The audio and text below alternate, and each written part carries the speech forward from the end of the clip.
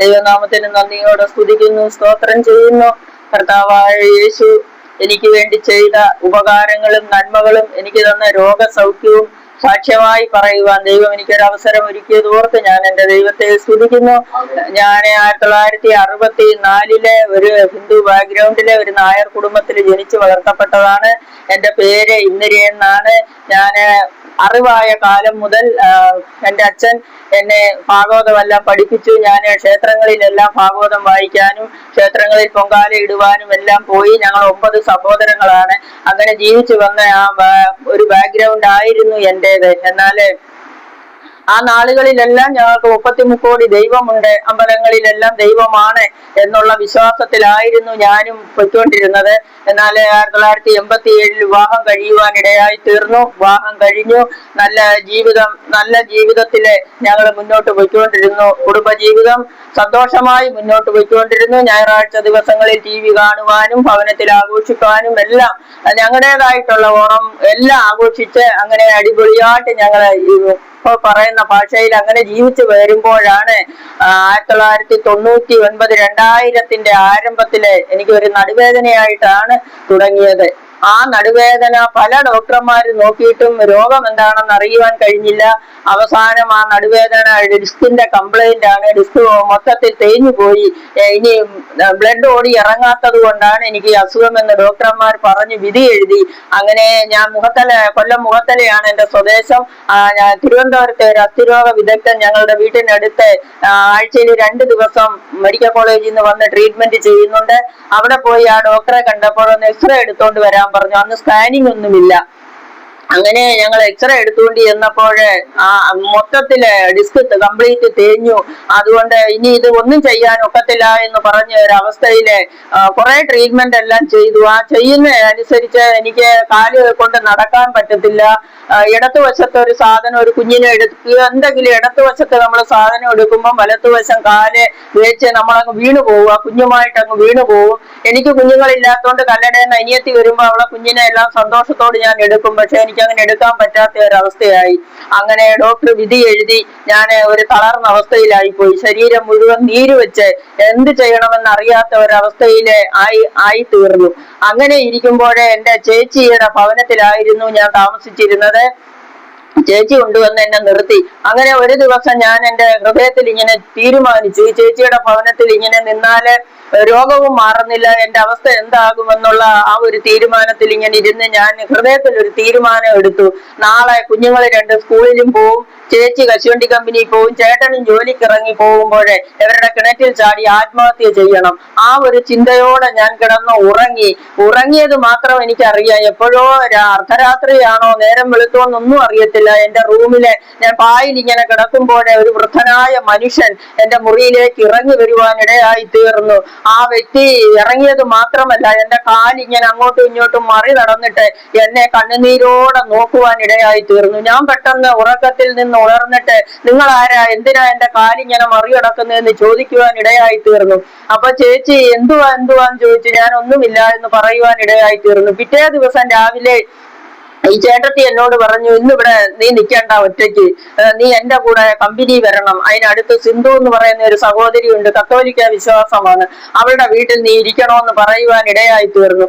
അങ്ങനെ ഓട്ടോ വിളിച്ച് എന്നെ ആ സിന്ധു സഹോദരിയുടെ ഭവനത്തിൽ കൊണ്ടുപോയി. അവിടെ അവർ 7 ദിവസം എന്നെ അവിടെ താമസിപ്പിച്ചു.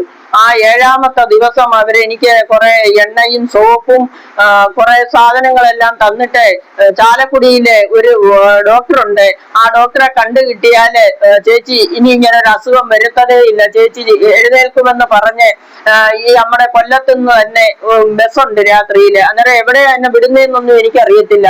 അങ്ങനെ ചാലക്കുടിയിൽ പോയി അവിടെ ഒരു ധ്യാന ഹാളായിരുന്നു. ആ ധ്യാന ഹാളിൽ ഞാൻ ചെല്ലുമ്പോഴും ആ മുറിയിൽ ഇറങ്ങി വന്ന രൂപം 2 കൈയും നീട്ടി എന്നെ ഇങ്ങനെ നോക്കുന്നതായിട്ടാണ് എനിക്ക് തോന്നിയത്. എന്നാൽ എനിക്ക് ധ്യാനം കൂടാനൊന്നും ഇരിക്കുവാൻ പറ്റത്തില്ല. ശരീരം നീരായതുകൊണ്ട് ഇരിക്കാനും നടക്കാനും ഒന്നും പറ്റാത്ത ഒരവസ്ഥയില് ഞാൻ പനക്കലച്ഛനോട് എന്ന് പറഞ്ഞ, അച്ഛൻ എനിക്ക് അങ്ങ് വീട്ടിൽ പോകണം, ഇവിടെ ഇരിക്കാൻ പറ്റത്തില്ല. അപ്പൊ അച്ഛൻ പറഞ്ഞില്ല, ഇവിടെ വന്നാൽ ഇനി 7 ദിവസം കഴിഞ്ഞേ ഇവിടുന്ന് നിങ്ങളെ പുറത്ത് വിടത്തോളം എന്ന് പറഞ്ഞു. അങ്ങനെ 3 ദിവസവും ഞാൻ അവിടെ ഇരുന്ന് ഞങ്ങളുടേതായ ദൈവങ്ങളെ, ഞങ്ങൾക്ക് ഒരുപാട് ദൈവങ്ങളുണ്ട്, ആ ദൈവത്തെ എല്ലാം വിളിച്ച് അപേക്ഷിച്ചു. ദൈവമേ, ഇവിടെ വന്നിത് ക്രിസ്ത്യാനികളുടെ ഇതാണല്ലോ, ഞാൻ ഇവിടെ വന്ന് ഇങ്ങനെ ഇരിക്കേണ്ട അവസ്ഥയായല്ലോ എന്നെല്ലാം വിളിച്ചിട്ട് ഒരു ദൈവവും കേട്ടില്ല. എന്നാൽ 4ാമത്തെ ദിവസം അച്ഛന്മാര് പറഞ്ഞു, ഇന്നിവിടെ രോഗശാന്തി ശുശ്രൂഷ നടക്കാൻ പോവുകയാണ്, രോഗികളെല്ലാം ഇവിടെ ഇരുന്ന് ദൈവത്തോട് ഞങ്ങൾ പറയുന്നത് പോലെ പ്രാർത്ഥിക്കണമെന്ന് പറയുവാൻ ഇടയായി തീർന്നു. അപ്പോൾ എന്റെ ഹൃദയത്തിൽ ഒരു ചിന്ത, ഈ അച്ഛൻ പറയുന്ന പോലൊക്കെ ഒന്ന് പറഞ്ഞിട്ട് ഇനി 3 ദിവസത്തോടെ കഴിഞ്ഞ് ഇവിടുന്ന് ഇറങ്ങുമ്പോൾ എന്റെ വഴിക്ക് എന്റേതായിട്ടുള്ള വിധത്തിൽ ഭാഗവതം എടുക്കാം, എനിക്ക് ക്ഷേത്രത്തിൽ പോകാം, അച്ഛന്മാർ ഇതൊന്നും അറിയുന്നില്ലല്ലോ എന്നുള്ള വിചാരത്തില് ഞാനും അവിടെ ഇരുന്ന് കർത്താവായ യേശുവേ, രക്ഷകനായ നാഥ, എന്നെയും വിടിവിക്കണമേ എന്നെല്ലാം. അത് കണ്ണടയ്ക്കണം. എനിക്ക് കണ്ണടയ്ക്കുമ്പോഴേ നെറ്റിയിലെല്ലാം ഒരു വേദന വരുന്നോണ്ട് ഞാൻ കണ്ണ് തുറന്നിരിക്കും. എന്നാലും അന്നത്തെ ദിവസം ഞാൻ കണ്ണടച്ചിങ്ങനെ പറഞ്ഞതും പെട്ടെന്ന് എന്റെ ആ വലത്ത് സൈഡിലെ ആ തളർന്ന വശത്ത് ആരോ ഒന്ന് തട്ടുവാനായി തീർന്നു. തട്ടിയത് ഞാൻ ദൂരെ തെറിച്ചു പോയ എനിക്ക് പിന്നെ ഒരു കുളിരായിരുന്നു. അവിടെ നിന്ന് ഞാനങ്ങ് നിന്നങ്ങ് എങ്ങനെ തണുപ്പ് എങ്ങനെയാണെന്നോ അതുപോലെ നമ്മൾ കൊടൈക്കനാൽ ഊട്ടിയിലൊക്കെ ചെല്ലുന്നത് പോലെ വിറയ്ക്കാൻ തുടങ്ങി. അച്ഛന്മാരെല്ലാം കഴിഞ്ഞു, അവര് പറഞ്ഞതെല്ലാം കഴിഞ്ഞു. കുറെ നേരം കഴിഞ്ഞപ്പോ ഞാൻ ആ കസേരയിൽ നിന്നും കുറേ ദൂരം മൈലോളം ദൂരത്താണ് നിൽക്കുന്നത്. പിന്നെ ഞാൻ തിരിച്ചെന്റെ കസേരയിൽ വന്നിരുന്നപ്പോഴേ പനക്കൽ അച്ഛൻ അവിടെ നിന്ന് വിളിച്ചു പറഞ്ഞു, വർഷങ്ങളായിട്ട് നടുവേദനയുള്ള 5 പേരെ ദൈവം സൗഖ്യമാക്കിയിരിക്കുന്നു, അതിലെ ഇന്ദിര എന്ന പേര് വെളിപ്പെടുത്തുന്നു, ആ വ്യക്തി ഇവിടെ ഇരുന്ന് ഇന്നതുപോലൊക്കെ ഹൃദയത്തിൽ ചിന്തിച്ചതാണെന്ന് പറഞ്ഞു. യേശു ഹൃദയ വിചാരങ്ങളെ അറിയുന്ന ദൈവമാണെന്ന് അന്ന് ഞാൻ അറിഞ്ഞു ഭയപ്പെട്ടു പോയി. അങ്ങനെ എല്ലാവരും സ്റ്റേജിൽ ചെന്ന് ദൈവത്തെ മഹത്വപ്പെടുത്തണം. അങ്ങനെ ഞാനും പോയി കർത്താവിനെ മഹത്വപ്പെടുത്തി. ആ 7 ദിവസം കഴിഞ്ഞ് ഡിവൈൻ ധ്യാന കേന്ദ്രത്തിൽ നിന്ന് ഇറങ്ങിക്കഴിഞ്ഞപ്പോൾ ഞാനൊരു പുതിയ വ്യക്തിയായി തീർന്നു. എനിക്ക് ക്ഷേത്രത്തിലോട്ട് നോക്കുമ്പോൾ വൊമിറ്റ് ചെയ്യുന്ന ഒരു അവസ്ഥയായിരുന്നു എനിക്കുണ്ടായിരുന്നത്. എന്നാൽ ഭവനത്തിൽ കടന്നു വന്നു. കുറെ ദിവസം കഴിഞ്ഞു. എന്റെ ഭർത്താവ് എല്ലാരും കൂടെ എന്റെ നേരെ ജനമങ്ങ് ഇളകി. എവക്ക് ഭ്രാന്താണ്, എവിടുതാണ്ട് എന്തൊക്കെയോ പറയുന്നു. അന്യഭാഷ അവിടെ വെച്ച് എനിക്ക് കിട്ടി, അഭിഷേകവും കിട്ടി. എവിടുതാ മാപ്പിളമാരെ ദൈവത്തെയാണ് സേവിക്കുന്നതെന്നെല്ലാം പറയുവാൻ ഇടയായി തീർന്നു. എന്റെ ഭർത്താവ് അന്ന് മുതലേ പരസ്ത്രീ ബന്ധത്തിലും മദ്യപാനത്തിലും പല വിധത്തിലുള്ള വെറിക്കൂത്തുകളിലും എല്ലാം അകപ്പെട്ടു. ജോലി ചെയ്യുന്നതൊന്നും വീട്ടിൽ തരത്തില്ല, നീ ഈ കറുത്ത പുസ്തകം കളയണം, പ്രാർത്ഥനയ്ക്ക് പോകാനൊക്കത്തില്ല. അങ്ങനെ ഒരുപാട് ഉപദ്രവങ്ങളും എല്ലാം ആയി. ഒരുപാട് ഉപദ്രവവും എല്ലാം സഹിച്ച് ഞങ്ങള് കരുനാപ്പള്ളിയുടെ പ്രദേശത്ത് താമസിക്കാനായിട്ട് പോയി. എല്ലാം വാടക വീട്ടിലാണ് താമസിക്കുന്നത്. അങ്ങനെ ആ കരുനാപ്പള്ളിയുടെ പ്രദേശത്ത് താമസിച്ചുകൊണ്ടിരിക്കുമ്പോൾ ഞാൻ അവിടെ IPC AG-യിലെല്ലാം ആരാധനയ്ക്ക് പോകുമായിരുന്നു. അങ്ങനെ പോകുന്നതിന് വീട്ടിൽ വരുമ്പോ എനിക്ക് കതവ് തുറന്നു തരത്തില്ല ആരാധന കഴിഞ്ഞ് ഞാൻ വരുമ്പോഴേ. അങ്ങനെ വീട്ടിന് വെളിയിൽ കിടക്കേണ്ട ഒരു അവസ്ഥയായിരുന്നു എനിക്ക്. അങ്ങനെ ഒരുപാട് കഷ്ടങ്ങളെല്ലാം കർത്താവിന് വേണ്ടി ഞാൻ നിന്നതുകൊണ്ട് ദൈവം എന്നെ ഇന്ന് മാനിച്ചു. പ്രിയപ്പെട്ടവരെ, എനിക്ക് രോഗസൗഖ്യം തന്നു. അങ്ങനെ ആ കരുനാപ്പള്ളിയുടെ പ്രദേശത്ത് വെച്ച് 2008 എന്റെ ഭർത്താവ് മാറ്റപ്പെടുവാൻ ഇടയായി തീർന്നു. ആ വാടക ഭവനത്തിൽ ഞാൻ ഒറ്റയ്ക്കിരുന്ന് 700 രൂപ വാടക കൊടുക്കണം, എനിക്ക് ആഹാരം വേണം, എന്ത് ചെയ്യണം? അന്നും ഞാൻ ചിന്തിച്ചു, ആത്മഹത്യ ചെയ്യാം, ഇനി മുന്നോട്ടൊരു ജീവിതമില്ല, യേശുവിനെ അറിഞ്ഞു, ഇനി ഞാൻ എങ്ങനെ ജീവിക്കും എന്നുള്ള ആ ഒരു അവസ്ഥയിൽ കഴിയുമ്പോഴേ ഒരു ഉപവാസ പ്രാർത്ഥന കഴിഞ്ഞ് വന്ന് കരഞ്ഞ് ഇങ്ങനെ പായിൽ കിടക്കുമ്പോഴേ, കണ്ണുനീരെല്ലാം ഉണങ്ങി ഇങ്ങനെ കിടക്കുമ്പോഴേ ഒരു ബലമുള്ള കരം എന്റെ ഇടത്തെ തോളിൽ ഇങ്ങനെ തട്ടിയിട്ട് പറഞ്ഞു, നീ എന്റെ നേരെയാണോ നോക്കി പിറുപിറുക്കുന്നത്? എനിക്കറിയാം നിന്നെ എങ്ങനെ നടത്തണമെന്ന്. അന്ന് വൈകിട്ട് തന്നെ എന്നെ അറിയുന്ന ഒരു അമ്മാമ്മ മുഖാന്തരം ദൈവം ആ വാടക വീട് ഒഴിഞ്ഞ് ആ 2 ദിവസത്തിനകം അവിടെ നിന്ന് മാറുവാൻ ദൈവം എന്നെ സഹായിച്ചു. അതിനുശേഷം 2010 സ്നാനപ്പെടുവാൻ ദൈവം എന്നെ സഹായിച്ചു. എന്റെ മനസ്സ് മാത്രമേ മാറിയുള്ളൂ. എന്റെ ദൈവത്തെ ഒന്ന് വിളിച്ചു. ഞാൻ ഇന്നും എന്റെ പേര് ഇന്ദിരയെന്നാണ്, ഞാൻ ജാതി നായരുമാണ്. എന്നാൽ മനസ്സ് മാറി കർത്താവിങ്കിലേക്കൊന്ന് തിരിഞ്ഞപ്പോഴേ, ആ മുഖത്തേക്കൊന്ന് നോക്കിയപ്പോഴേ എന്റെ മുഖം പ്രകാശിപ്പാൻ തുടങ്ങി. പിന്നെ എന്റെ സഹോദരങ്ങളെല്ലാം എന്നോട് പ്രതികൂലമായിരുന്നെങ്കിലും ഇന്ന് എല്ലാവരും എന്നോട് പ്രാർത്ഥിക്കണം, എന്ത് വിഷയമുണ്ടെങ്കിലും പ്രാർത്ഥിക്കണമെന്ന് പറയും. എനിക്ക് 3 ആങ്ങളമാര്, 3 പേരും മരിച്ചുപോയി. ഞങ്ങൾ 6 ചേട്ടത്തിയും അനിയത്തിമാരും ഉണ്ട്. അവരാരും വിശ്വാസത്തിൽ ഇന്നുവരെയും വന്നിട്ടില്ല. അങ്ങനെ ഡിസംബർ മാസം 15-ാം തീയതി എന്റെ ആങ്ങള മരണപ്പെടുവാൻ ഇടയായി തീർന്നു, ഇളയ ആങ്ങള. അങ്ങനെ അന്നും ഞാൻ ഭാരപ്പെട്ടു, ദൈവമേ ഇനി എങ്ങനെയാണ് ഒരു ആശ്രയം, എന്റെ ആങ്ങളെ ആയിരുന്നല്ലോ എന്ന്. അങ്ങനെ 18-ാം തീയതി, ഡിസംബർ 18-ാം തീയതി എനിക്ക് ഹാർട്ട് അറ്റാക്ക് വരുവാൻ ഇടയായി തീർന്നു.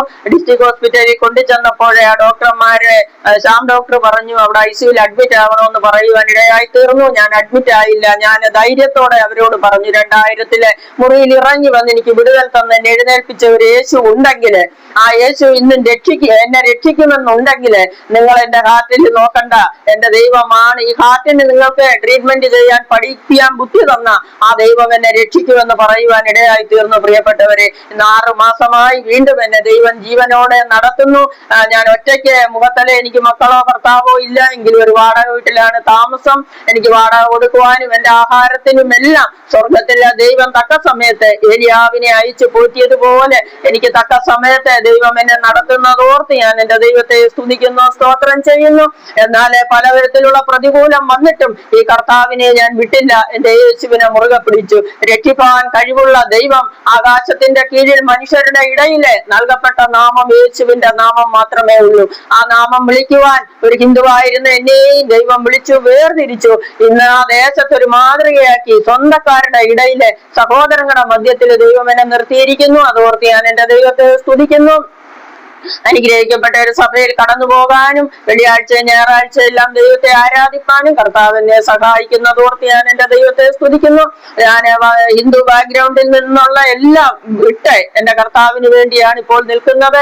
ആ ദൈവം എനിക്ക് വേണ്ടി, എനിക്ക് ആയുസുള്ള കാലം വരെയും എന്റെ കർത്താവിന് വേണ്ടി ജീവിക്കണം. അതാണ് എന്റെ തീരുമാനം. എന്തെല്ലാം പ്രതികൂലം വന്നാലും, കഷ്ടമോ നഷ്ടമോ രോഗമോ ദുഃഖമോ പ്രയാസമോ എന്ത് വന്നാലും ഈ കർത്താവിനെ വിട്ട് ഇനി ഞാൻ ഇടത്തോട്ടോ വലത്തോട്ടോ പോകത്തില്ല.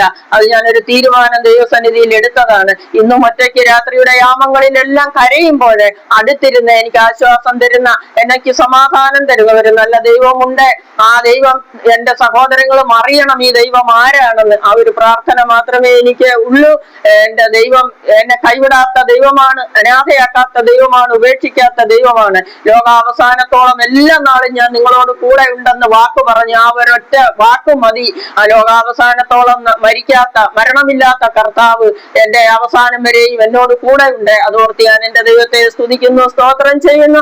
കർത്താവിന്റെ സന്നിധിയിൽ ഒരു നല്ല സാക്ഷ്യം പറയുവാൻ ദൈവം എന്നെ ഇത്രത്തോളം അനുഗ്രഹിച്ചതിനായി ഞാൻ എന്റെ ദൈവത്തെ സ്തുതിക്കുന്നു. ദൈവസന്നിധിയിൽ എന്നെ തന്നെ താഴ്ത്തി സമർപ്പിക്കുന്നു.